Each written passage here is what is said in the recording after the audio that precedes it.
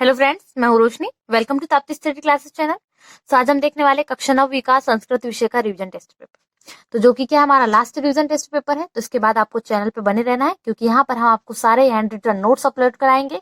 साथ ही साथ आपको सारे रिवीजन टेस्ट पेपर के अलावा सारे एग्जाम्स की तैयारी, वार्षिक पेपर की तैयारी, हम 9th to 12th all subjects की तैयारी कराएंगे। आपको सारे IMP क्वेश्चंस, रिवीजन लिस्ट, सारे सब कुछ बनाएंगे। हम यहाँ पर इंपॉर्टेंट लिस्ट क्वेश्चंस की तैयार करेंगे, उसके अकॉर्डिंग हम रिवीजन टेस्ट पेपर के साथ जैसा ही बिल्कुल पढ़ने की कोशिश करेंगे। और वार्षिक पेपर में हम A to Z बेस्ट से बेस्ट क्वालिटी का पेपर देने की कोशिश करेंगे। साथ ही साथ हम ये भी देखेंगे कि हम नंबर किस प्रकार बढ़ाए, हमारे नंबर किस प्रकार इंक्रीज हो और हमें अच्छे से अच्छे नंबर मिले, ये भी हम देखेंगे। तो आपको चैनल के साथ बने रहना है, ताकि आपको सारे अपडेट्स यहाँ पे मिले रहे। हम आपको 9वीं से लेकर 12वीं तक सारे अपडेट्स कराएंगे। तो चलिए सॉल्यूशन देखते हैं। और अभी तक यानी आपने ताप्ती स्टडी क्लासेस चैनल को सब्सक्राइब नहीं करा है, तो फटाफट ताप्ती स्टडी क्लासेस चैनल को सब्सक्राइब कर लीजिए, ताकि आपको सारे न्यू अपडेट्स मिलते रहे अब सभी एग्जाम के अकॉर्डिंग। चलिए स्टार्ट करते हैं। क्या है हमारा रिजल्ट टेस्ट पेपर, तो हमें दिया गया है। तो पहला क्वेश्चन है हमारा कि वृक्षोपरि पदे संधि अस्ति। तो वृक्ष के ऊपर पर संधि कौन सी है? तो हमें ऑप्शन दिए गए गुण संधि, दीर्घ संधि, वृद्धि संधि या अयादि संधि। तो क्या है यहाँ पर, जैसे कि हमें दिख रहा है वृक्ष से ऊपरी, तो यहाँ क्या होंगी, कौन सी संधि इस्तेमाल हो रही है हमारी, कौन सी संधि उपयोग हो रही है? गुण संधि। तो आंसर क्या होगा हमारा? गुण संधि। तो अब बढ़ते हैं सेकंड क्वेश्चन की ओर, जो कि क्या दिया है, कक्षा धन अभ्यंतर इत्यस्य संधि पदम अस्ति। कक्षा अभ्यंतर में कौन सी संधि पद है हमें बताना है। क्या होगा उसका संधि पद? हम उसको जब जोड़ेंगे कक्षा और अभ्यंतर को, तो किस प्रकार बनेगा? क्या कक्षा अभ्यंतर बनेगा, पहला ऑप्शन है। दूसरा है कक्षा अभ्यंतरम तरह, तीसरा है कक्षोभ्यंतर और चौथा है कक्षाभ्यंतरम। देखिए सारे ऑप्शंस में क्या है, बहुत अंतर है, तो आपको ध्यान से लिखना है। तो क्या होगा इसका अंतर? कक्षाभ्यंतर। ध्यान से लिखिएगा, इसका आंसर बहुत, हमें संस्कृत में मात्राओं का, विसर्ग, हलंत का बहुत ध्यान रखा जाता है। तो क्या होगा हमारा इसका आंसर? 10वां हमारा द आंसर आएगा कक्षाभ्यंतर। तो हमारा द आएगा इसका आंसर कक्षाभ्यंतर। तो अब बढ़ते ग की ओर। अधलिखितेषु व्यंजन संधि अस्ति। तो इसमें व्यंजन संधि है। अधोलिखितेषु मतलब इनमें से किसमें व्यंजन संधि है? ऑप्शन है तदंतरः, पावकः, कपिशः इत्यादि। तो कौन सा हमारा व्यंजन संधि है? तो कौन सा हमारा एक शब्द है जिसमें क्या है, व्यंजन संधि है? तो कौन सा है वो शब्द? वो है आंसर तदंतर। जब हम इसका संधि विग्रह करेंगे तो वो बिल्कुल व्यंजन संधि के अकॉर्डिंग बनेगा। अब चलते चौथे पे। तो क्या है चौथा? एक एक पदे संधि अस्ति। एक पद में कौन सी संधि हमें बताना है। तो ऑप्शन है गुण संधि, दीर्घ संधि, वृद्धि संधि या अयादि संधि। तो कौन सा है एक एकम है, कौन सी संधि होंगी? वृद्धि संधि। तो आंसर हुआ हमारा क्या? वृद्धि संधि है। अब बढ़ते पांचवे की ओर। मनोहर पदस्य संधि विच्छेद अस्ति। मनोहर पद हमें दिया है, उसका हमें संधि विच्छेद करना है। तो क्या होगा उसका संधि विग्रह या संधि विच्छेद कैसा बनेगा? मनः धन हर, तो यानी मनोहर बनेगा। तो यहाँ पर हमारा आंसर हुआ मनः धन हर। तो यहाँ प्रश्न क्रमांक 1 सॉल्व होता है। बढ़ते प्रश्न क्रमांक 2 की ओर। तो हमें सेकंड क्वेश्चन दिया है, उचित विकल्पम चित्वा लिखत। हमें सही विकल्प छाट कर लिखना है। तो पहला क्या हमें, रोदितुम इति पदे प्रत्यय अस्ति। प्रत्यय क्या होते हैं? शब्द के पीछे लगाए जाते हैं, वो प्रत्यय कहलाते हैं। तो क्या दिया है? रोदितुम, जैसा कि तुम दिख रहा है। तो यहाँ पर कौन सा प्रत्यय हमें नाम से ही समझ में आया, तुम यानी तुमुन प्रत्यय हम हमेशा इस्तेमाल करेंगे। तो ऑप्शन में भी हमें दिख रहा है आंसर। तो क्या है? तव्यत है, अनियर है, श्रत है और तुमुन। तो आंसर क्या होगा हमारा? तुमुन प्रत्यय। अब बढ़ते हैं सेकंड क्वेश्चन की ओर। क्या है? अधोलिखितेषु विलोक्य इति पदे प्रत्यय अस्ति। तो प्रत्यय क्या है हमें बताना है। विलोक्य में तो कौन सा प्रत्यय होगा? जब विक्य वाले शब्द आते हैं तो वहां पर क्या प्रत्यय होता है? वहां पर हमेशा ल्यप प्रत्यय विद्यमान रहता है। तो अब बढ़ते हैं तीसरे क्वेश्चन की ओर। क्या दिया गया? शयित्वा पदे प्रत्यय अस्ति। तो शयित्वा पदे कौन सा प्रत्यय है, तो हमें बताना है। तो जैसा कि उसका अंतिम हम प्रत्यय से अनुमान लगा सकते हैं। तो क्या होगा हमारा? कत्वा, ल्यप, अनियर और श्रत। ल्यप का हमने उदाहरण देखा, क्या है? शयित्वा में हमारा आंसर होगा कत्वा। तो यहाँ कौन सा प्रत्यय विद्यमान है? कत्वा प्रत्यय। अब बढ़ते हैं चौथे क्वेश्चन की ओर। तो तमप प्रत्यय अस्ति। तो तमप क्या है? इसमें प्रत्यय है किसका? तो क्या है इसके ऑप्शंस? प्रियतरः, मधुरतम। तमप प्रत्यय किसमें विद्यमान है हमें बताना है। क्या प्रियतर में विद्यमान है, या मधुरतमः में विद्यमान है, या गुरुतम में विद्यमान है, या बलवत्तरः में विद्यमान है? तो कौन सा ऐसा शब्द है जिसमें क्या विद्यमान है? तमप प्रत्यय। तो जब हम मधुरतमः का संधि विच्छेद करेंगे, तो हम मतलब उसको विच्छेद करेंगे तो कौन सा प्रत्यय निकलेगा? उसमें से हम मधुर और तमप को अंतर करेंगे तो मधुरतमः बनेगा। तो आंसर हुआ मधुरतमः। अब बढ़ते प्रश्न क्रमांक 3 की ओर। तो क्या दिया गया प्रश्न क्रमांक 3? अगेन हमें दिया है उचित विकल्पम चित्वा लिखत। तो यहाँ पर भी हमें छाट कर लिखना है। हमें यहाँ पे लकारों से संबंधित है प्रश्न क्रमांक हमारा पूरा। तो पहला दिया है गच्छति पदे लकार अस्ति। कौन सा लकार है हमें बताना है। तो क्या होगा हमारा आंसर होगा लट लकार, क्योंकि जब हम बनाते हैं, यहाँ पर हम बनाते हैं विभक्ति के लिए तो किस प्रकार बनाते हैं, एक वचन, बहुवचन और द्विवचन के अकॉर्डिंग बनाते हैं। तो तीता अंति के अकॉर्डिंग हम याद करते हैं तो कौन सा लकार होता है पहला, तो होगा हमारा आंसर लट लकार। तो इसका आंसर होगा लट लकार। तो दूसरे की ओर बढ़ते, क्या दिया गया ख क्वेश्चन हमें, अवर्षत पदे लकार अस्ति, अवर्षत पद में कौन सा लकार है। तो यहाँ पर जैसे कि हमें समझ में आ रहा है अवर्षत की मीनिंग के अनुसार हम क्या बताएंगे, यहाँ पे लंग लकार होगा इसका आंसर। अब बढ़ते ग क्वेश्चन की ओर कि भवन्तु पदे पुरुष अस्ति। अब भवन्तु कौन सा पुरुष के अकॉर्डिंग आता है, तो कौन से पुरुष के अकॉर्डिंग आंसर आएगा हमारे, हम ऑप्शन से प्रथम पुरुष, मध्यम पुरुष, उत्तम पुरुष या नवनत पुरुष। तो नव तत्पुरुष भी नहीं आएगा, तो क्या आएगा इसका आंसर हमारे लिए उत्तम पुरुष आएगा इसका आंसर। तो अब बढ़ते हैं नेक्स्ट क्वेश्चन की ओर। क्या दिया गया हमें नेक्स्ट क्वेश्चन, हमें दिया गया मन्यते इतस्य पदस्ति। तो हमें बताना है मन्यते इतस्मिन् पदे क्या क्या है, क्या होगा। तो हमें बताना है ऑप्शन है परस्मै पदम, आत्मने पदम, अन्य पदम, उभय पदम। कौन सा पद है ये बताना है हमें। तो अब कौन सा पद है, इसका आंसर होगा आत्मने पदम। तो आत्मने पदम के लिए हम मन्यते इत्यस्मिन् पद का यूज करते हैं। अब बढ़ते हैं नेक्स्ट क्वेश्चन की ओर, जो कि क्या हमारा प्रश्न क्रमांक 3 का लास्ट ऑब्जेक्टिव है। तो क्या दिया गया हमें, तो प्रश्न क्रमांक 5 हमें क्या दिया गया, यानी कि इंग वाला कि रट लकार उदाहरण मस्ती। तो रट लकार का उदाहरण हमें बताना है, तो कौन कौन सा होता है। तो रट लकार का जब हम बात करते हैं रिट लकार की, तो उसमें क्या आता है, श्यति आता है। तो सती तो हमें किस ऑप्शन में दिख रहा है, तो क्या दिख रहा है हमें, पहले ही ऑप्शन में पश्यति है। तो यहाँ पे पश्यति तो लट लकार की बात होगी, पर हमें रिट बताना है, तो रिट लकार कौन सा हो गया, पाश्यति। तो आंसर होगा पाश्यति। उसी प्रकार हसितवान में हम प्रत्यय बताते हैं और गत भी हमारे लिए अव्यय के अकॉर्डिंग है। तो यहाँ पर प्रश्न क्रमांक 3 खत्म होता है। बढ़ते प्रश्न क्रमांक 4 की ओर। तो यहाँ पर प्रश्न क्रमांक 4 में हमें क्या दिया गया, उचित विकल्पम चित्वा लिखत। यहाँ पे हमें सिर्फ 4 क्वेश्चन दिए प्रश्न क्रमांक 4 में। पहला क्या है, क अधोलिखितेषु तुमिन प्रत्यय अस्ति। तो इसमें किसमें तुमुन प्रत्यय इस्तेमाल हुआ है हमें बताना है, जैसा कि हम इसके पहले और देख चुके एक तुमुन प्रत्यय का। तो अब यहाँ पे हमारा क्या होंगे, हम देखते से ही पहचान करना है हमें तुमुन प्रत्यय, यानी तुम जहां पर लास्ट में होगा वही होगा। तो दिख रहा है हमें ऑप्शन में किस प्रकार है, पहला पठित्वा, दूसरा क्रीडितुम, तीसरा हसितवान, चौथा गत। तो जैसा कि क्रीडितुम दिख रहा है तो आंसर क्या होगा क्रीडितुम। अब बढ़ते हैं ख पे ओर कि दत्वा पदे प्रत्यय अस्ति। तो दत्वा जैसे कि मैंने बताया हमेशा प्रत्यय की पहचान लास्ट के वर्ड से की जाती है। तो कौन सा प्रत्यय यहाँ पर हमारे लिए, यहाँ पर हमारे लिए है त्वा प्रत्यय दिख रहा है, जैसे कि हमने देखा दत्वा, तो त्वा प्रत्यय यहाँ पर विद्यमान है, तो आंसर हुआ त्वा। अब बढ़ते हैं तीसरे क्वेश्चन की ओर कि कत्वतु प्रत्यय से उदाहरण अस्ति। तो कत्वतु प्रत्यय का उदाहरण कौन सा है हमें बताना है। तो पहला है कृतवान, खादितः, कर्तुम, हसितवा। तो आंसर क्या होगा कृतवान। जब भी हम कृतवान बताते तो वहां पे कत्वतु प्रत्यय हम बताते हैं, उदाहरण कृतवतु प्रत्यय का उदाहरण है कृतवान। अब बढ़ते लास्ट चौथा, जो हमारे चौथे क्वेश्चन का लास्ट है घ कि अधोलिखितेषु श्रत प्रत्यय अस्ति। इनमें से किस में श्रत प्रत्यय विद्यमान है। तो पहला है खादितवान, दूसरा है सेवमान, तीसरा है पठन और चौथा है गमनीयम।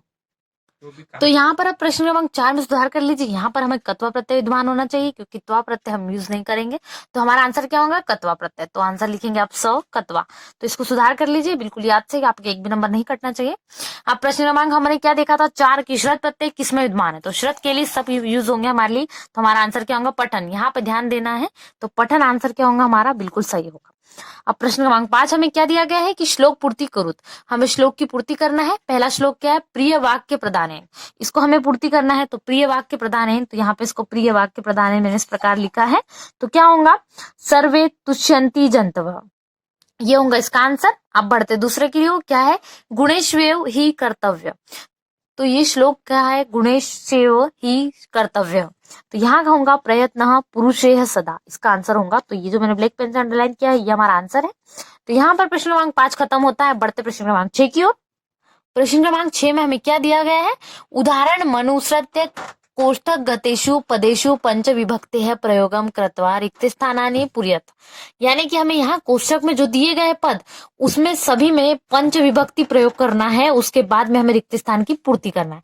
तो सबसे पहले आप पंच विभक्ति के लिए एक बात याद रख ले कि यहाँ पर आत लगाते हैं हम, हर बार किसी भी वाक्य में हम आत लगाएंगे। जैसे कि हो गया ग्राम तो ग्रामात, पर्वत तो पर्वतात, सिंहा तो सिंह तो सिंहात, क्लेश तो क्लेशात, पाप तो पापात, इस प्रकार से आप लगाएंगे। तो यहाँ पर हमें एक उदाहरण भी दिया जाए कि मूषक बिलात बही निर्गच्छति। तो यहाँ पे बिलात तो यहाँ पे कौन सी भक्ति लगी, पंचमी। तो ये पंचमी भक्ति में आता है। तो यहाँ पर हमें जितने भी खालिस्तान जिस सब में हम क्या लगा देंगे, आत लगा देंगे। तो पहला उदाहरण जैसे मैं बताती हूँ जनः खालिस्तान बहि आगच्छति, तो जनः ग्रामात बहि आगच्छति, तो पहला आंसर क्या होगा हमारा ग्रामात, क्योंकि मैंने यहाँ पंचमी विभक्ति यूज की तो ग्रामात। अब दूसरा है नदः खालिस्तान निस्सरति, तो पर्वतात, पर्वतात निस्सरति, तो यहाँ आ गया आत फिर से। उसी प्रकार तीसरा भी यही है, बालकः सिंहात विभेति, तो बालक क्या करता है सिंह से भेद लेता है। अब चौथा है ईश्वरः क्लेशात त्रायते, इस प्रकार यहाँ पे भी हमने क्या लिखा क्लेशात, मतलब पंचमी विभक्ति। पांचवा है प्रभुः भक्तम पापात निवारयति, इस प्रकार क्या हमने देख लिए यहाँ पर प्रश्न क्रमांक 6 की कोष्टक के पूरे 5 विभक्तियों के हमने प्रयोग देख चुके हैं। अब बढ़ते हैं नेक्स्ट क्वेश्चन की ओर।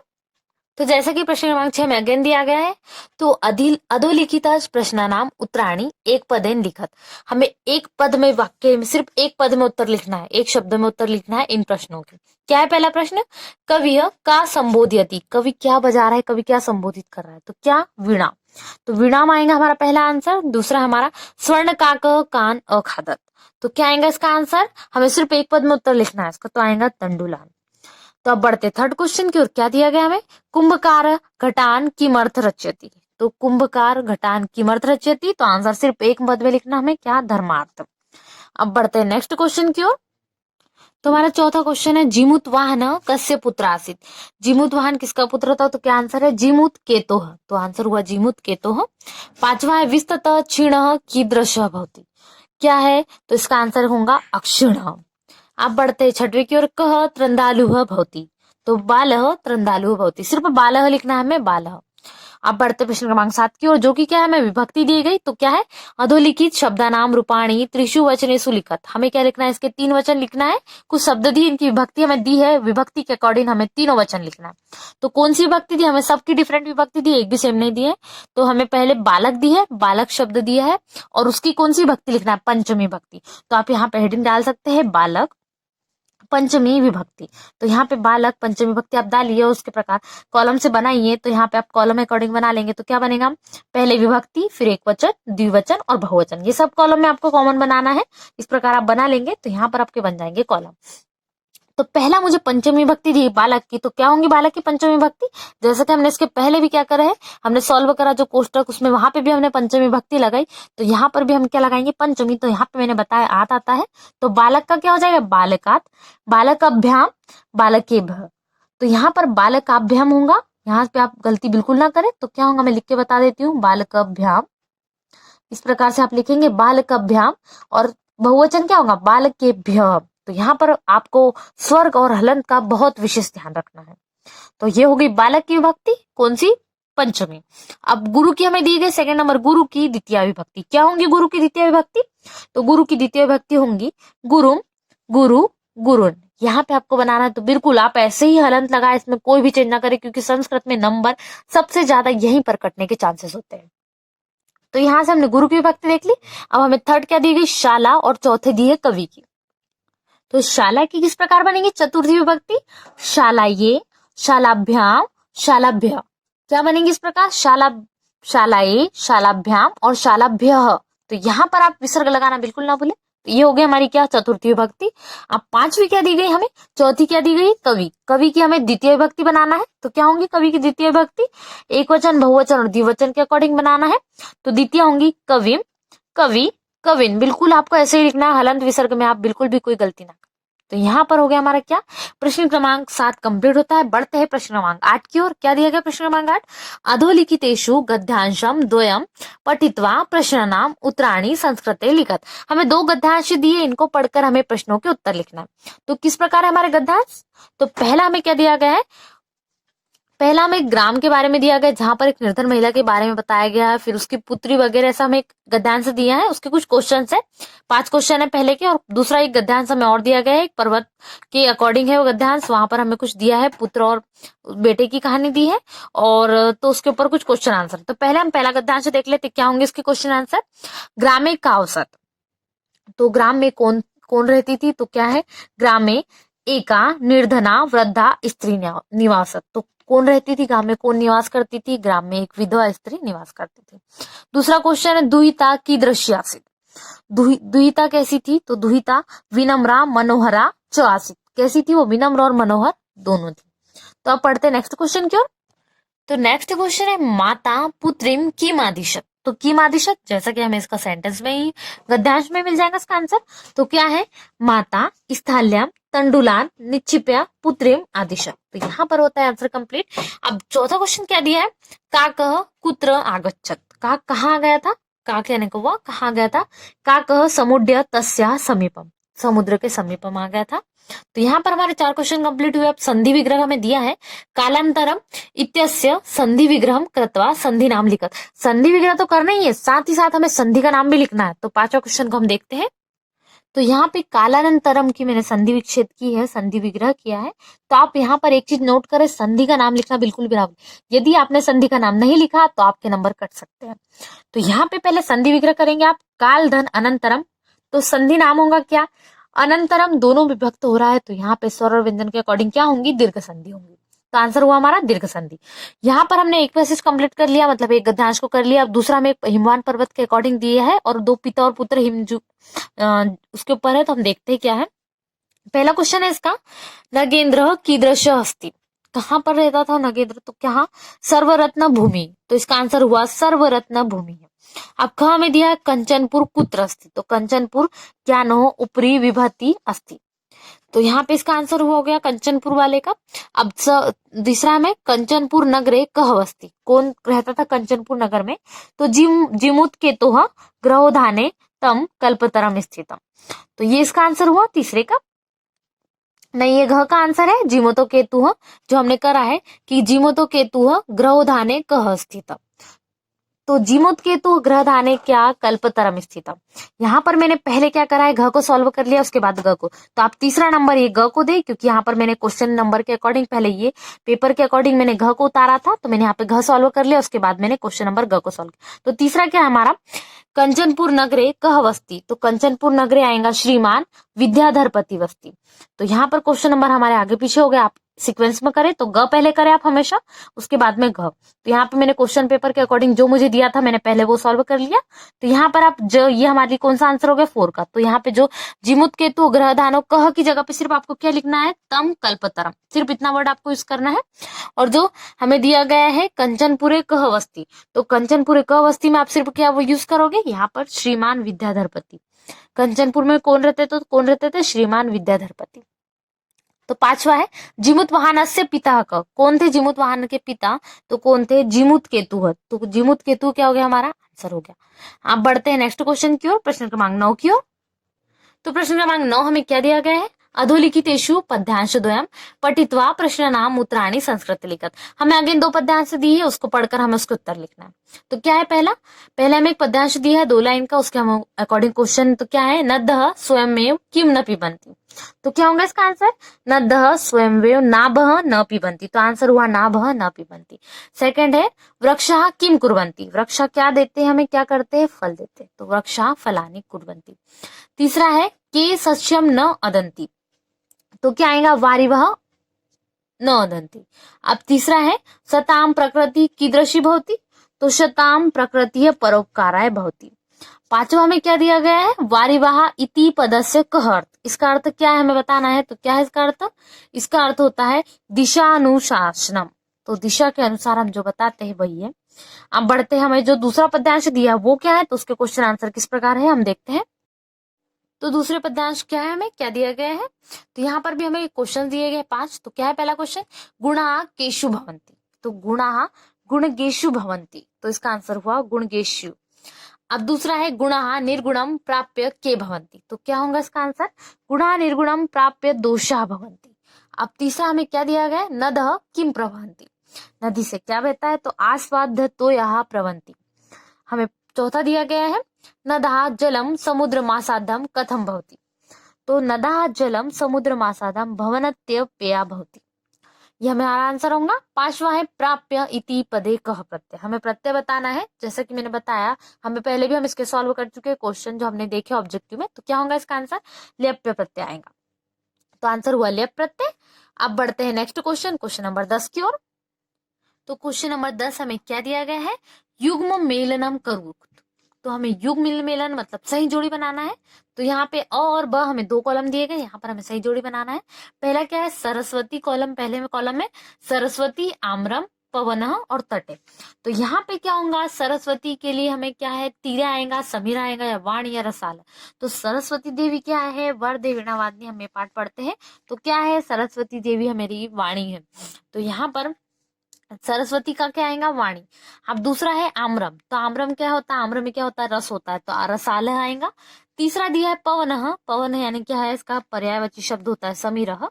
चौथा में दिया है तटे। तटे यानी क्या होता है, तीरे। तटे यानी किनारे पर, तीरे। तो यहाँ पे हमारा क्या होता है, प्रश्न क्रमांक 1 से लेकर प्रश्न क्रमांक 10 तक संस्कृत का सॉल्यूशन पेपर सारा सॉल्व होता है। तो इसके सारे नेक्स्ट क्वेश्चंस के सॉल्यूशंस के लिए आप ताप्ती स्टडी क्लासेस चैनल को सब्सक्राइब कर लीजिए। मैं जल्द ही आपको इसका सेकंड पार्ट फटाफट अपलोड करूंगी, आपको प्रोवाइड करूंगी। तो आप याद रखिए, ये आपका लास्ट पेपर है, तो इसके पहले आप याद रखिए कि हमें सारे आगे वार्षिक पेपर्स के लिए सारी तैयारी करना है। तो आपको ताप्ती स्टडी क्लासेस चैनल पे बने रहना है, ताकि आपको नेक्स्ट वार्षिक पेपर्स के लिए आप बिल्कुल प्रिपेयर रहे, आप एकदम कंठस्थ हो जाए, आपको सारे क्वेश्चन आंसर रिवाइज हो जाए। तो मैं आपको सारे इंपॉर्टेंट नोट्स सारे तैयार करवाऊंगी, और सारे के सारे आपको इंपॉर्टेंट नोट्स की लिस्ट बनाकर उसके अकॉर्डिंग हम तैयारी करेंगे एग्जाम्स की। तो आप ताप्ती स्टडी क्लासेस चैनल को सब्सक्राइब कर लीजिए, और तो साथ ही साथ वीडियोस को शेयर भी कीजिए, ताकि सबको सॉल्यूशंस मिल सके फटाफट। तो चलिए नेक्स्ट वीडियो मिलते हैं। Thanks for watching.